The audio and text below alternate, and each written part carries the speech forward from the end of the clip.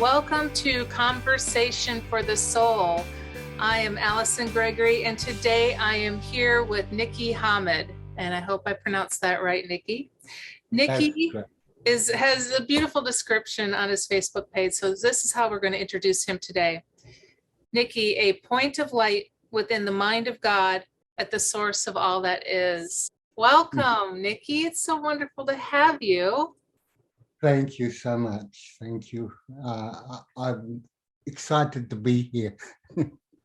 Well, I am excited to have you here.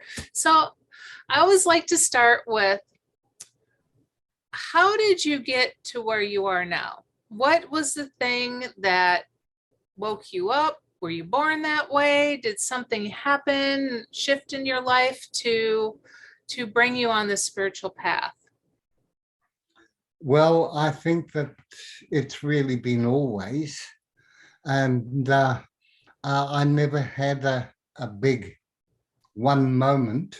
I can remember one moment when I suddenly consciously realized that I was here, but that there were there's a whole family of light that's behind it all. And as a small boy of 5, I was walking to school. We weren't too far away from school. And so I was walking and I went past a church, and the gate was open, and I looked down the church, and it was through the church door was open, and it was through at the back of the church was a big stained glass. And I was attracted by that because I'm very, very curious. I mean, all 5-year-olds are curious. I've never lost it. That's wonderful. And there was a being standing in front at the door, and it was Jesus. Mm. And he walked with me. From then on, he began to walk with me. He would come and go through my life right up into my teenage. So I used to go to church, and I loved singing because I was a voice soprano. It just about, I was so unhappy when my voice broke because I lost that ability, but I just loved singing. And so that's why I went to church. None of my family went to church. However, what happened, what really made a difference to my life was being my mother, who was a theosophist. She rejected Catholicism and became a theosophist, studying comparative religion, science, and philosophy. And the esoteric and occult teachings. And I was dyslexic. I couldn't read or write very well right through. I hadn't read a book right through until I was in the 5th form of school, which is 15 or 16. Reading was really hard, but I had lots of questions because I was very curious. So we used to sit or stand, and she'd be doing the Sunday dinner, and we'd have long talks. And both my parents were so well read. They also allowed me to be the funny, clumsy, curious, getting into trouble child. You know, and never judged me for it. I never felt judged. Got told off, and I had to take punishment, but no. So I was allowed to be myself. So the other side was always part of my life, but it was a coming and going. So I got immersed, like all kids do, into the culture and grew up with a coming and going, but they were always available. So I walked with Jesus, walked with me, if you like. It's like a big friend. Mm-hmm. And Buddha did when I was studying those things, and the Indian teachers. So it was so eclectic, and it was God. Mm-hmm. It was source. So it was always that connection to something bigger than myself. Mm. Wow. And So what was 5-year-old Nicky thinking when Jesus showed up? Did you knew immediately it was him? no, I didn't know his name or anything then at 5 years old. But of course, having that impact, it just that presence. I just seemed to allow him, and he would appear, or at night especially. At night time was a time when I became melancholy, if you like. And my mother used to sing, and my father used to read stories and so on. So it's a really good time. But that was a time. And as I went to church, to Sunday schools, and when they got too serious, I would switch to a different church. And I was only very young, but I went to sing. I went to sing and to praise, as you like, although I didn't know that. So that connection was always there. And of course, in the Christian churches, I would hear about Jesus and his life and who he was and so on. And that's the way I wanted to be, right? Yeah. Yeah, but I got into trouble and so on, and I had to go through my own guilt trips and all the rest of it. Yeah. But I would always come back, and that relationship, that presence, it's like they walked with me, Mm. and they've always walked with me. Well, it's evident in your writing because your Mm, writing is profound. mm. It's beautiful. I love it. So here's a question I have, and maybe you can offer some enlightenment on it.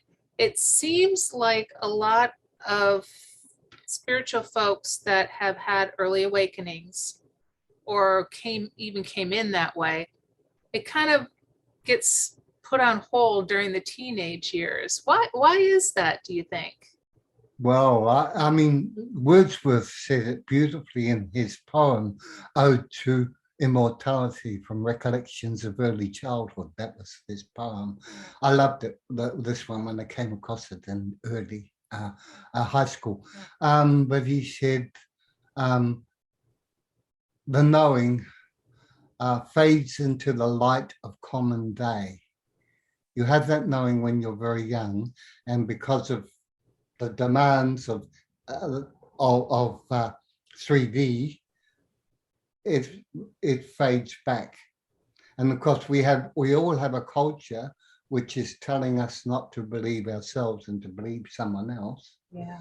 So you're always everything you're doing, and we're doing in our culture is reinforcing a veil over our knowing, right? And so, when we get to saying, I want to wake up, and if you like, beginning to consciously take the ascension process, we're saying, that's not it. There's something missing. There's always been something missing. And for everybody, they're always searching for something because the heart is missing. The open heart is missing, the open heart of a child. So we're coming back to innocence, but it's like an inner sense of who we are. The common day that Wordsworth is talking about is the Matrix, if you like, the movie, the holographic movie as presented by the collective. And our parents misinformed us, not deliberately necessarily, but they did because they wanted you to be safe. So they teach each of us what we should be doing and what we shouldn't. All the time there is this yearning for something bigger, for the connection. I call it religion, for a religion, but the true word religion comes from the Latin word religare, which means to bind. So your religion, so it's the same root as the word yoga. Yoga is union, right?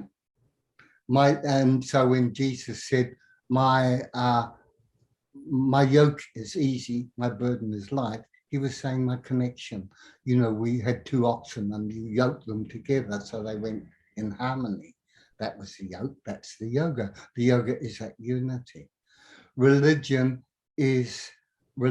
for me is how I make that connection to something greater than this Nicky fellow. That is me, all right? So it doesn't matter. It could be Christian, Buddhist, Muslim, whatever. But it's a religion. It's religion when you're attempting to bring the bridge between your yearning and reality, right? Because everyone has that yearning. Even the biggest despot, it's only because they hold self-hate and therefore hate for others. They've lost almost totally their own yearning. So it's to destroy. So do you have a particular religion that you align with?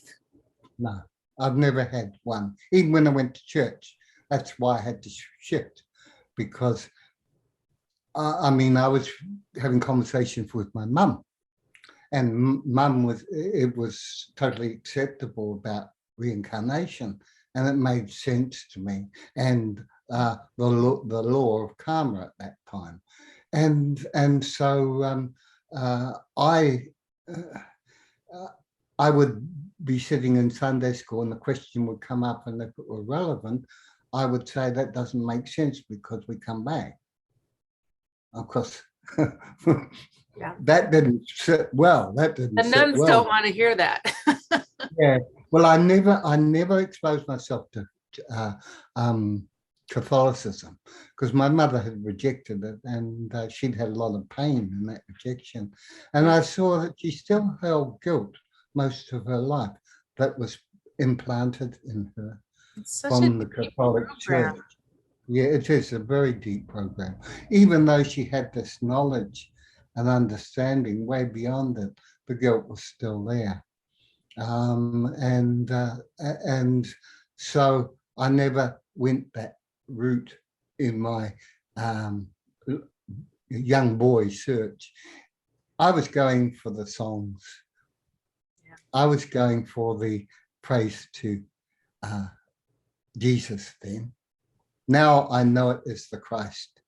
The Christ is if you like, a level of light that we are beginning to take back into ourselves.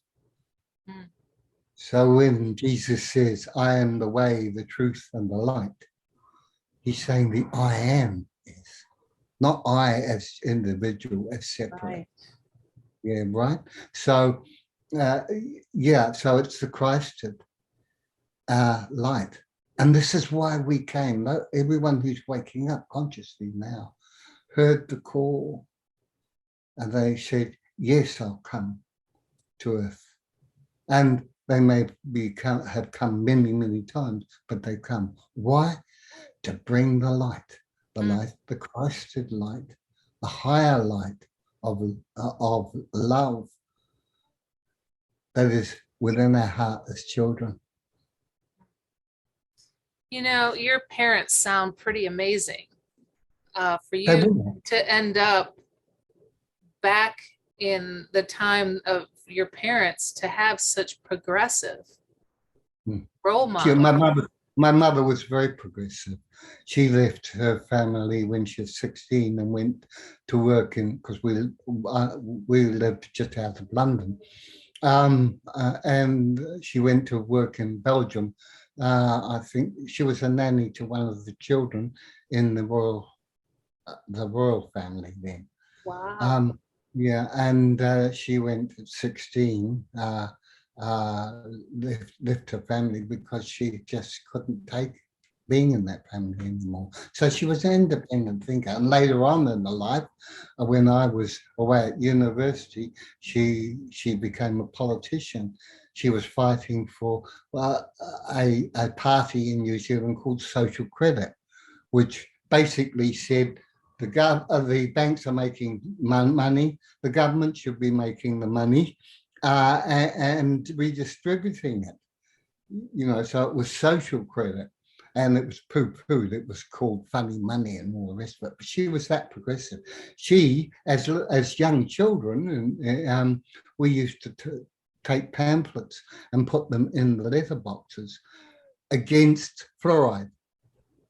Wow. So she stopped the fluoride in the town we lived in.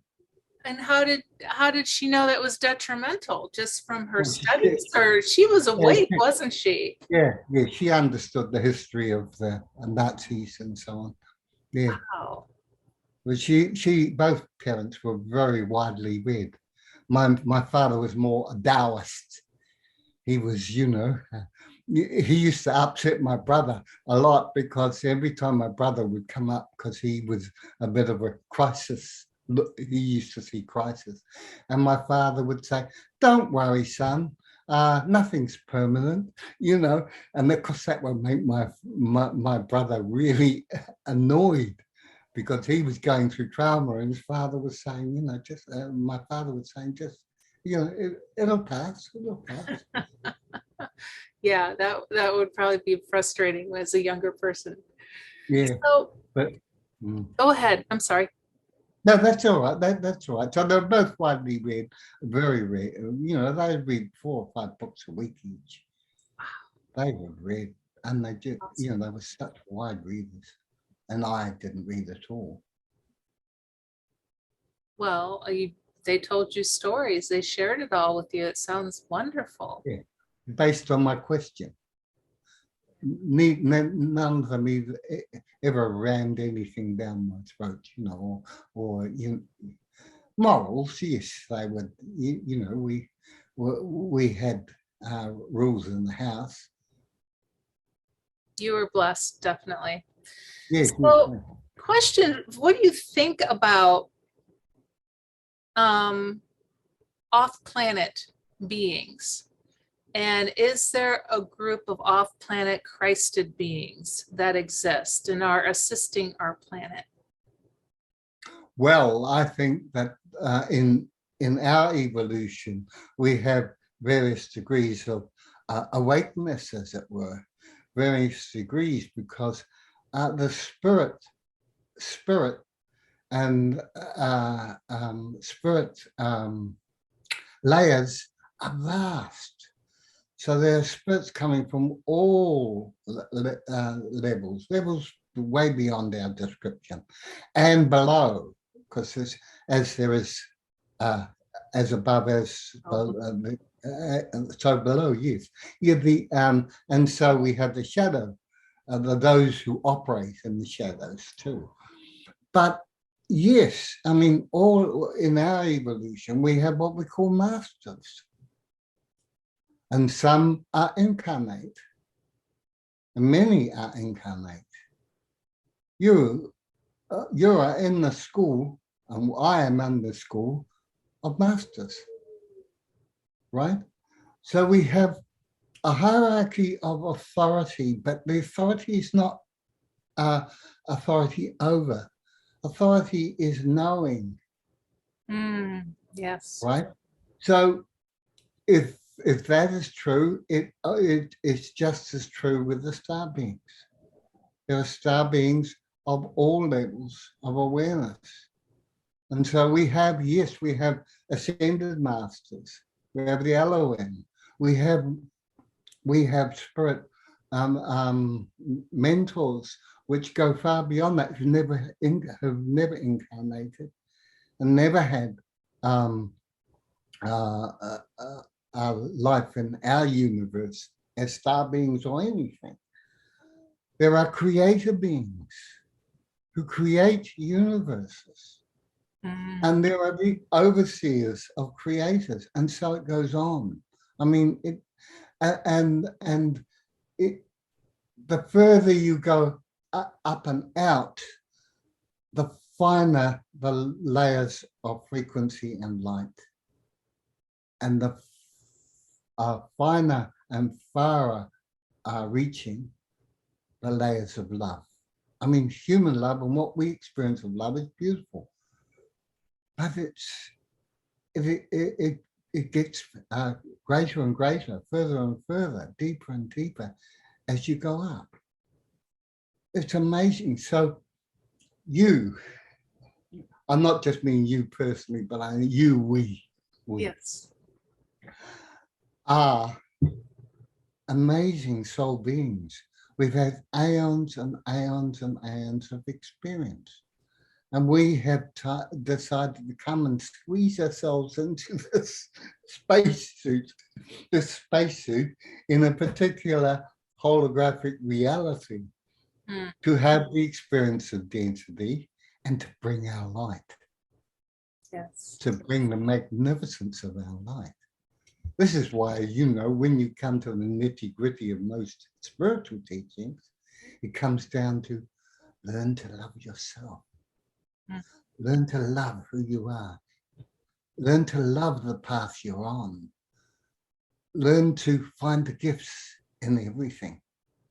Learn to see everyone as a soul, whether you want to be in their presence or not, to love them unconditionally, not like what they do or condone what they do, and even stand up to saying no when you mean no.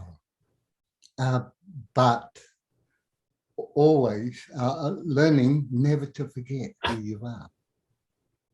This amazing being, because what we see out here, the room you're in your, do you call them RVs? Yes.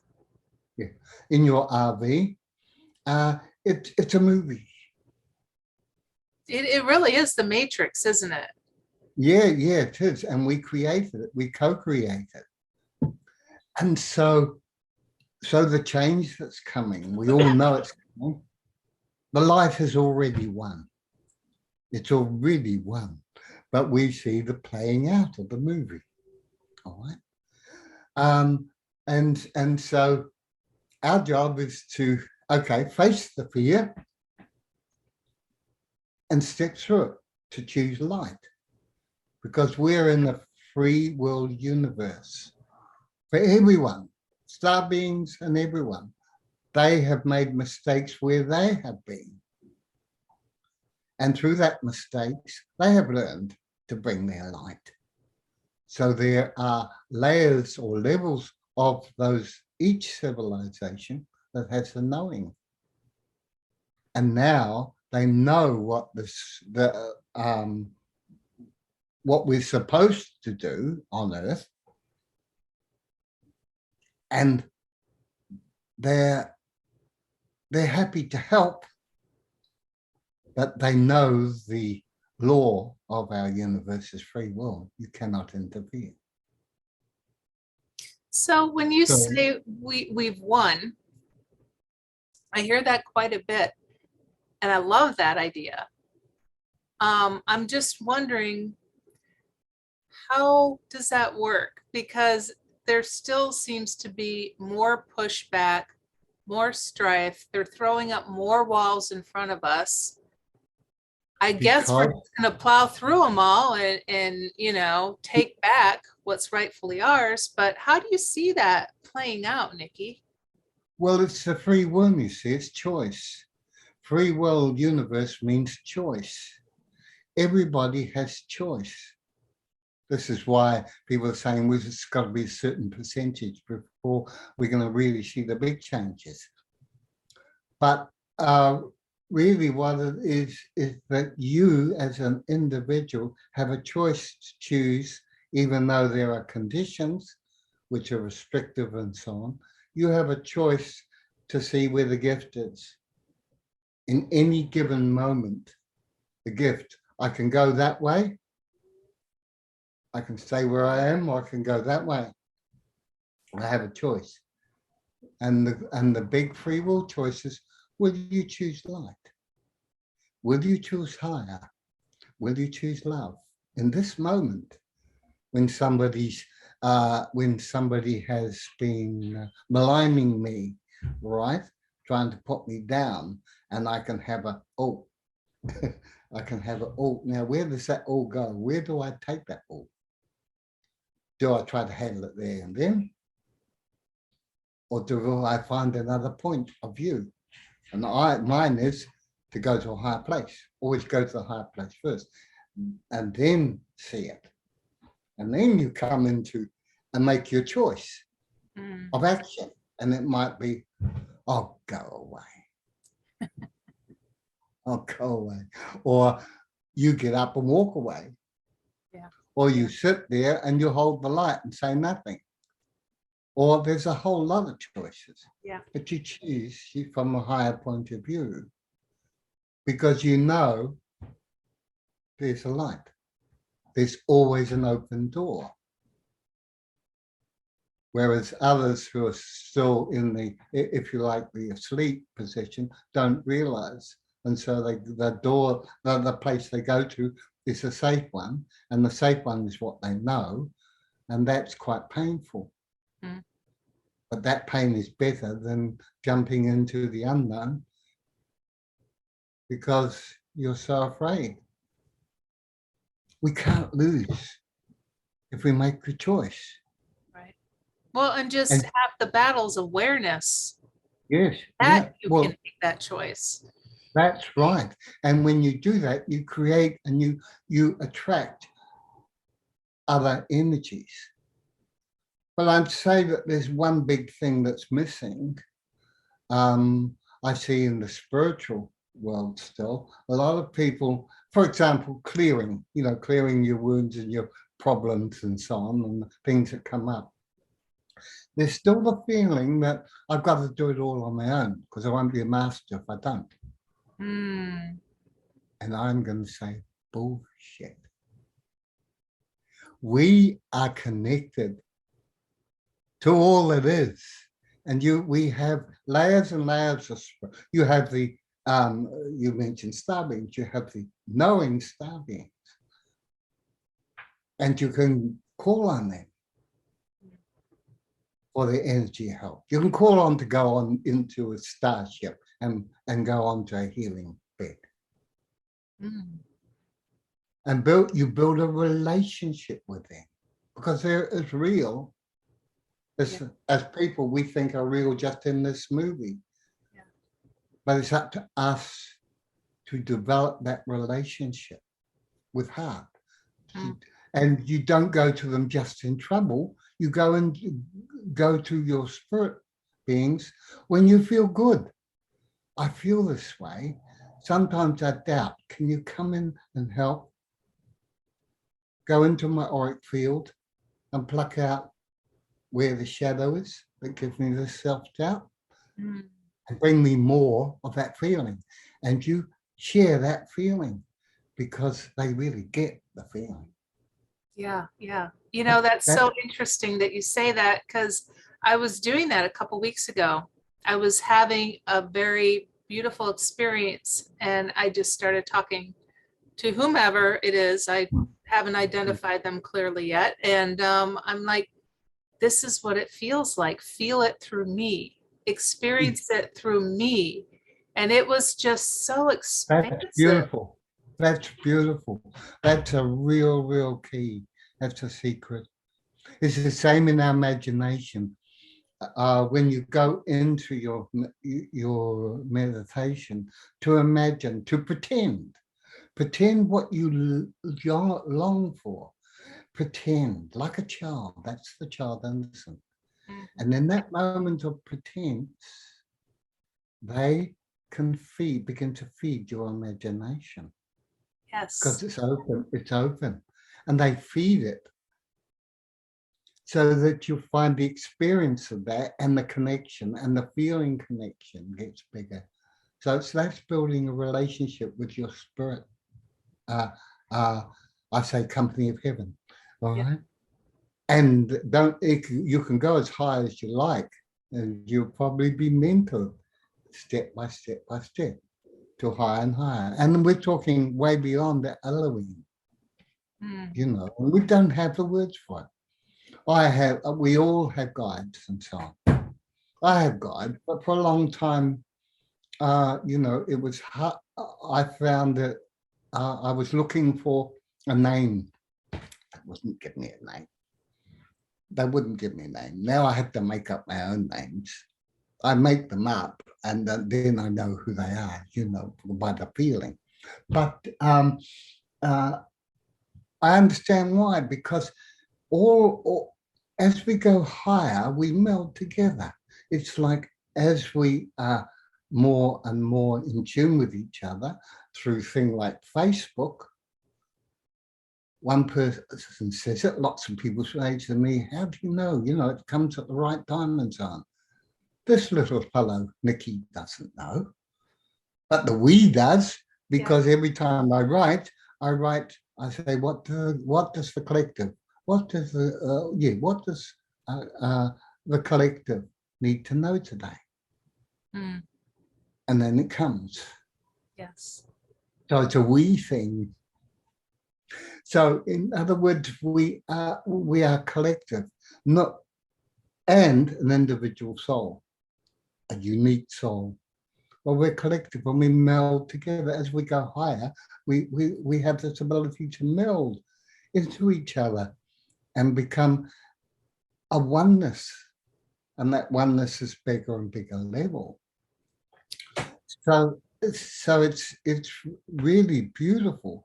And then there's another reason why the lighters went one, because there's more and more of us becoming, we'll say, telepathic, but it's more than telepathic, telepathically attuned, because we're having that relationship with being part of the human family. Yes. Yes. So we have a relationship with the star beings, and we have a relationship with the angelic ones, and a relationship with the demons. And there are thousands and thousands of layers. So it's just enormous, humongous. Yes. It's beautiful. And awesome. I feel like sometimes it can be easy to get hung up on who is this message from, or who's this angelic, you know, whatever, when the reality is it's inside of you. All of it exists in here, and it's your inner wisdom. It's your knowledge finally coming forth. You know, you're like the funnel that's collecting it all from the universe. Yeah, yeah. I think it's because, I mean, particularly in the States, but I mean, it's around the world too. There is still this culture, and there's still this need to have something unique, or to have a voice that's got more authority than you feel you have, you know, up there, or to have something which is will give me what the money, if you like, an occupation. So it centers around an identity, where as you let go, your identity becomes more fluid. Like my human, I call him this Nicky fellow. I like it. Yeah, because I love him, and I love being him. You know, you picked a one. But I'm not him. You know, Yes. he is an expression. He is an expression, and so your identity changes.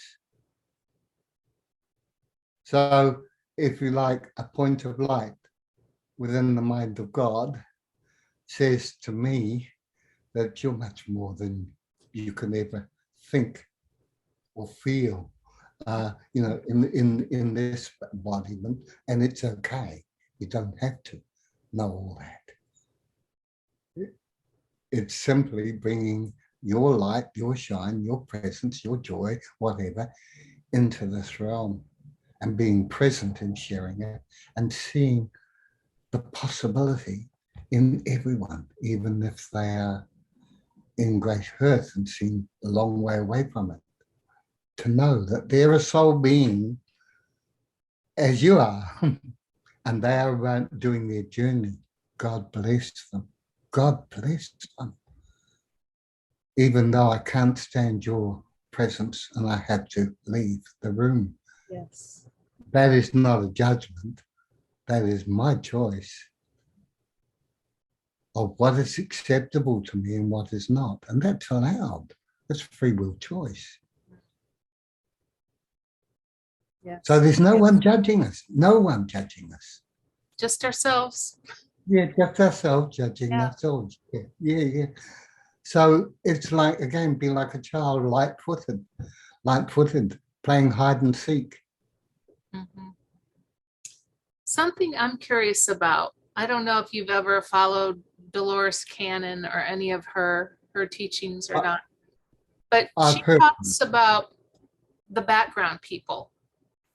Mhm. Do you think there's background people here walking among us, like people that are just filling in the matrix, kind of like extras in a movie? I don't know about that, but I think there's all kinds. Everyone is playing a part in their own way. But background beings, because you see, anyone who stands behind us, and we all have an entourage of heaven, of light beings, we all have an entourage. And they follow closer, a little bit further away, according to how, what choices we're making. Yeah, I don't think I explained it well. It's like humans, like us, people in skin suits walking around that are really void of soul. They're just filling in gaps in the background. Have you heard of that? Experienced that? I haven't experienced anyone without, who's without a soul. I can only imagine that anyone without a soul would be cyborg or something. And would be AI. Well, that Because, leads into an interesting subject too, but go ahead. I'm sorry I cut you off. that organic has a spark of consciousness, and even the rock has a spark of consciousness. Yeah. AI would have a spark of consciousness in a sense, but it's only a spark that comes from outside itself, its creator, as it were. And if it's created by mind, then that's the high spark it could have. It doesn't have its own existence without its creator. And if its creator is a group of consciousnesses that that have created it for a function, it doesn't have a soul. It doesn't have free will choice. It is limited only by the input, right? Some people are saying that they want to take us humans and give us more of an AI component, or to make us more controllable, or even create AI robots, what have you, with consciousness. What are your thoughts on that? Well, I think that there are limits to that, whereas there are not limits when you're coming from light. When you're coming from dark, the limits are what's in the dark, what's dark, and that, you see, all that is created with intentions to do something, with a motive, with an alternative motive. And if the alternative motive is not of light, then it'll have, if you like, shadow consequences. Whereas if you have something you say is created from light, no one who who stands in the light wants to create something which is not of God. Right. So it has to be natural, organic. It has to be part of the flow. So it could not be, it could not, if you're giving it free will, then it has free will to choose light and dark in the universe. So the creator beings create all the forms here, but they all have free will. Yes. Interesting. So where do you see humanity evolving?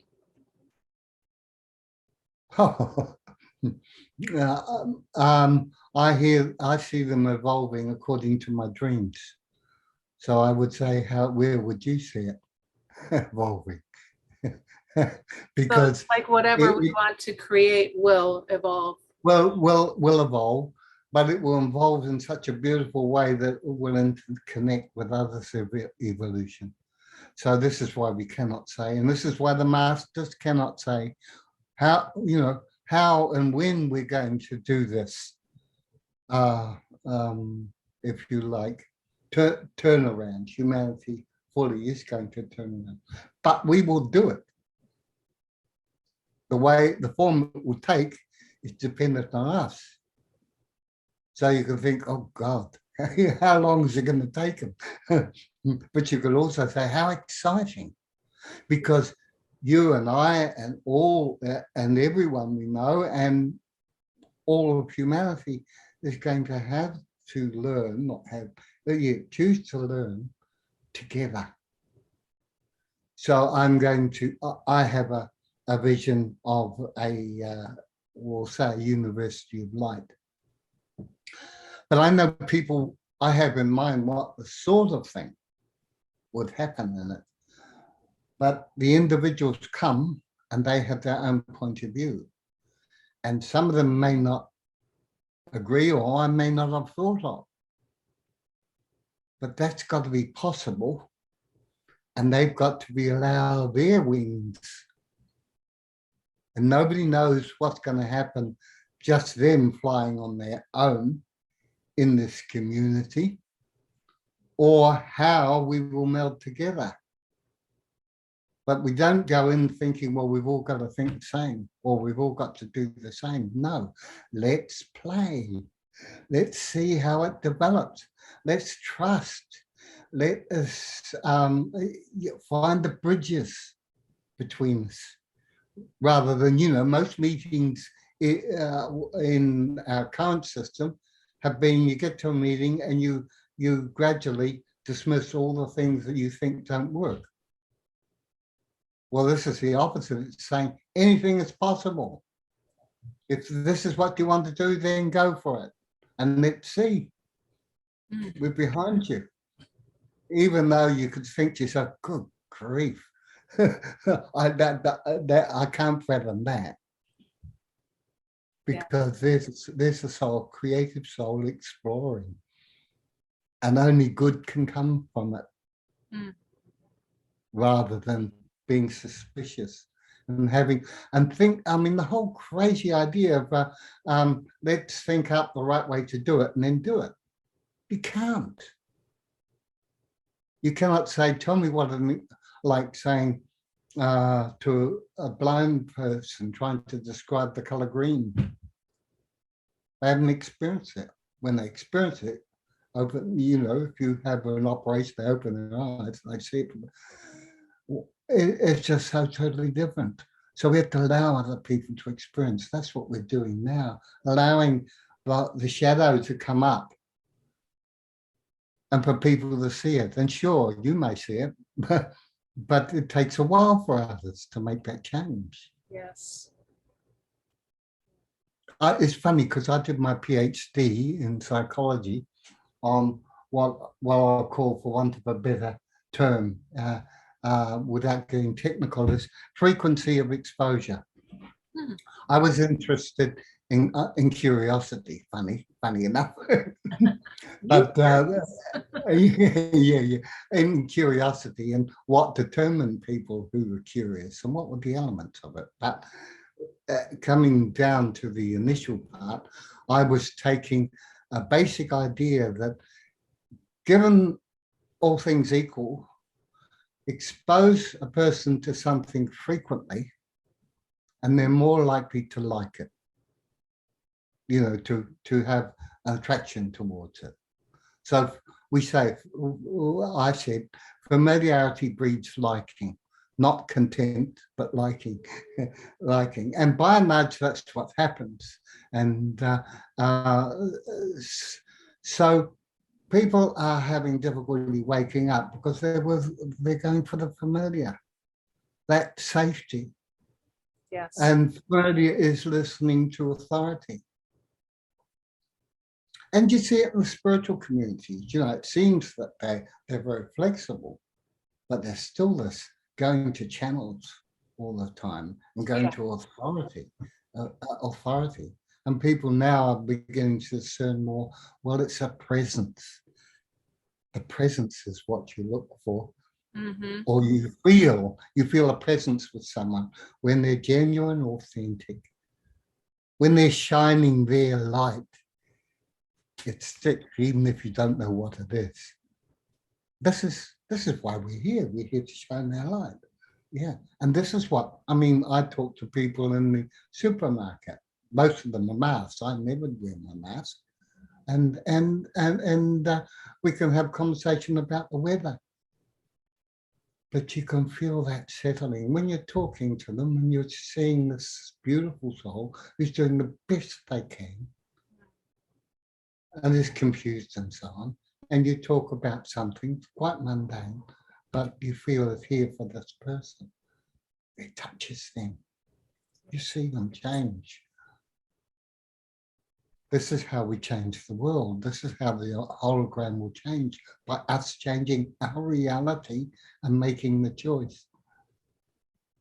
With knowledge, you know, seeing the shadow, because shadow is rife. And shadow is jumping into in people's auric fields. This is where we go to the spirit, our spirit family, and say, I can't see where this is. I've got a wound, or there's something keeps coming up. Mm-hmm. And I try to deal with it, and it still comes up because you can't see the wound in your auric field that's being triggered by entities in your field. So we say to our spirit help, please come in. You've got to ask and you've got to give them permission. Please come in. I feel this self-doubt. And I know that it doesn't make sense to me, but I'm doubting. Can you go in there and transmute it? And they'll pluck it out like that. It's one of the simplest things, and it's so, you know, it's so easy to forget. Yes. You have this whole team to call upon whenever. I clean my auric field at least once a day. Sometimes often. Sometimes, for example, I can go into a mall. I like walking in the mall because there's people and I just feel so good. And they're all kinds. A lot of them are down and some brighten up, you know, when you have a brief hello to them. But I can come out and sit in the car, and my wife, Glenn, she likes to shop a little bit more than me. And she'll come into the car and she'll say something that will niggle me. Now, I know that that's not me. I know that something from in the mall, so from somebody, who cares who, it's not really important, has jumped into my field and triggers a wound, which niggles me with her. Now, if I can't say, hey guys, do you see that niggle? It's not mine. Can you go in and find it and pluck it out?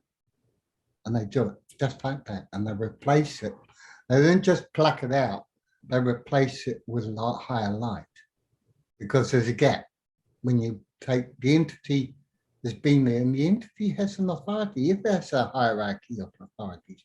So sometimes it can go way back into past incarnations, or even times when you as a soul being were on a journey and rubbed up against shadow. Mm. So we can't see it. Yeah. But I think the beautiful thing about this is that you're building up a relationship with your team. Yes. And thus we're expanding. We're expanding our resource to be able to transmute the matrix. Mm. Through, and you don't have to look at the matrix out here, just what comes into you in your daily life. Look how as soon as you start listening to media, you're quickly drawn in. Yeah. And there's nothing wrong with that, but it's be able to step back and say, hey, I'm feeling this. And you're feeling this, and it maintained because of all old wounds. Because shadow loves to get in and turn the knife in old wounds. That's how people are being controlled. That's how the people seem to be asleep longer, with so-called obvious things happening. So if we can do it with ourselves, we begin to empower everyone you touch with that same power of presence. Beautiful. It's a beautiful dance. And we just remind each other these things. Now, and your path is exactly how yours, unique and perfect for you, as mine is for me. absolutely. Absolutely. Now, I'm kind of curious, a guy that's walked with Jesus, hung out with Buddha, been with all the ascended masters, what's the most fantastical experience, otherworldly experience that you've had that really sticks out in your mind or really deeply resonates with your heart?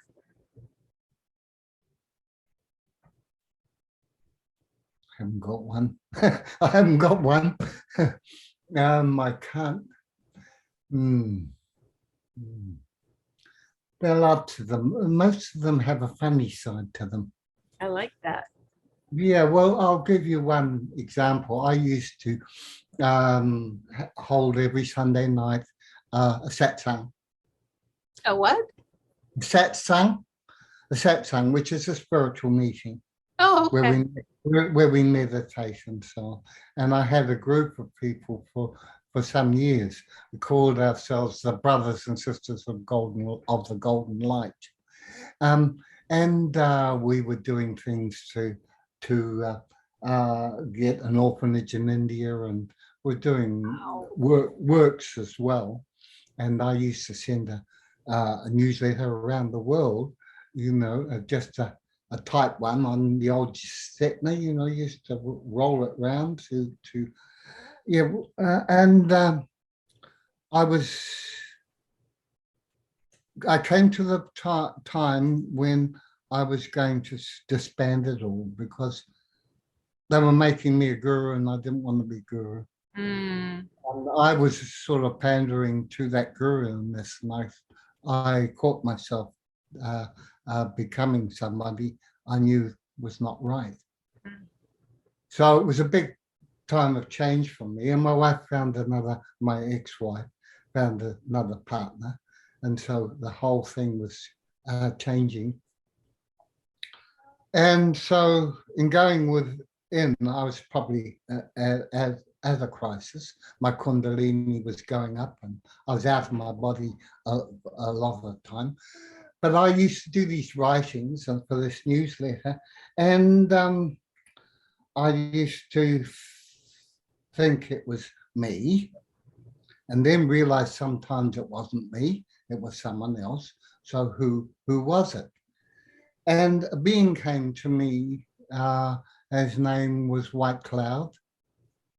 And I was told, he gave his name, and then I channeled, as it were, directly from him into these writings, one or two only.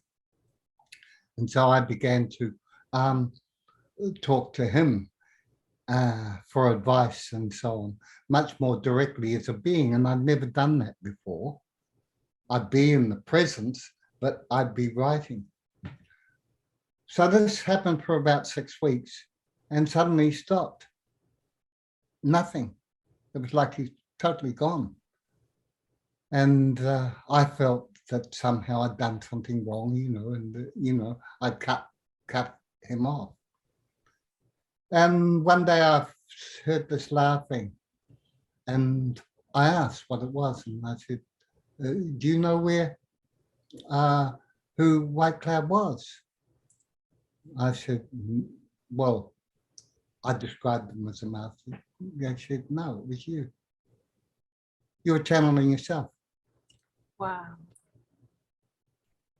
Wow. And that was a real, and of course it was funny because I thought, I'm talking to myself and upset because I'd lost him.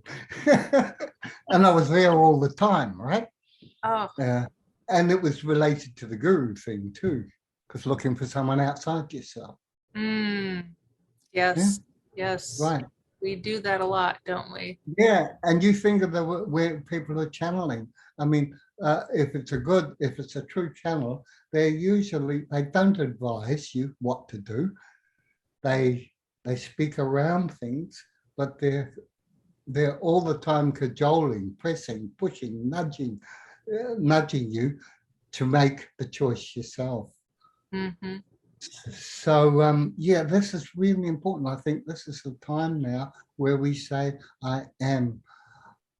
If I want to talk to the depth of my being, I'll say something like, I'll use the term Lord God of my being. Lord God of my being, please show me the next thing I need to go know. Because it is I am. In the greatest love and humility, but the profundity of it, Lord God of my being. That's who we are. Yes. And everybody's going around trying to find somebody. Yep. Pretty much. Yes. So with my university, if it comes about, each one who comes in to do it, they're a Lord God of their being. So who am I to say, well, why don't you, I think you should do it this way? Beautiful. Nicky, you are a treat. Let me tell you, this was such a beautiful conversation, and I appreciate you. If people are interested in reaching out to you, is there a good place for that? Do you have any classes coming up, any books, anything we should know about? Well, the book I did the end of last year is Humanity Rising, and hopefully I will finish the next book in a couple of months, and it's called Beautiful Human. And both these books are books of short writings, like I do in my postings, and the book's written in a way of an oracle.